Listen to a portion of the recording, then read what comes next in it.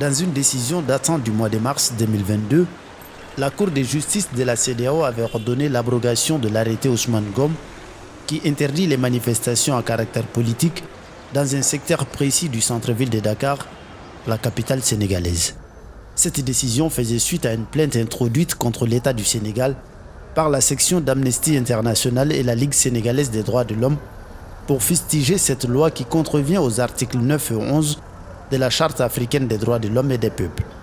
Ce vendredi 13 mai, ces mêmes organisations se sont réunies pour demander à l'État du Sénégal d'appliquer la dite décision. On a un arrêté, un acte administratif pris par un ministre qui violait des lois de la République.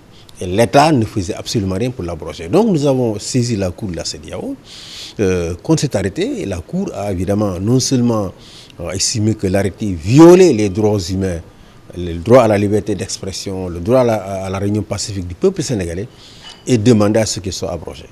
La Cour estime que l'arrêté est contraire aux articles 9 et 11 de la Charte africaine des droits de l'homme et des peuples et demande son abrogation immédiate. Dans son jugement, la Cour de justice de la CEDEAO avait ordonné à l'État du Sénégal d'abroger cet arrêté ministériel sous un délai de 3 mois après la décision de la Cour de justice, soit avant le 30 juin 2022. Après que la Cour ait dit, déclare que les droits du peuple sénégalais de se réunir librement et la liberté d'expression ont été violés par l'État du Sénégal, la Cour donne à l'État du Sénégal un délai de 3 mois pour lui présenter un rapport.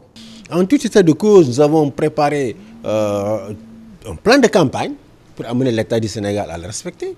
Nous allons faire en sorte que l'ensemble du corps diplomatique au Sénégal soit informé de cette décision. Nous allons porter la décision à la connaissance de la commission de la CEDEAO, même si elle devrait l'être déjà, mais nous allons écrire à la commission pour leur informer de cet arrêté.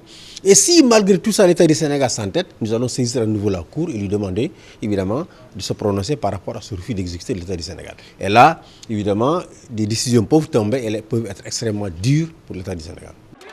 Pour rappel, l'arrêté Ousmane Ngom avait été pris dans le cadre des manifestations contre les révisions constitutionnelles, ouvrant la voie à une 3e candidature consécutive de l'ex-président Abdoulaye Wade.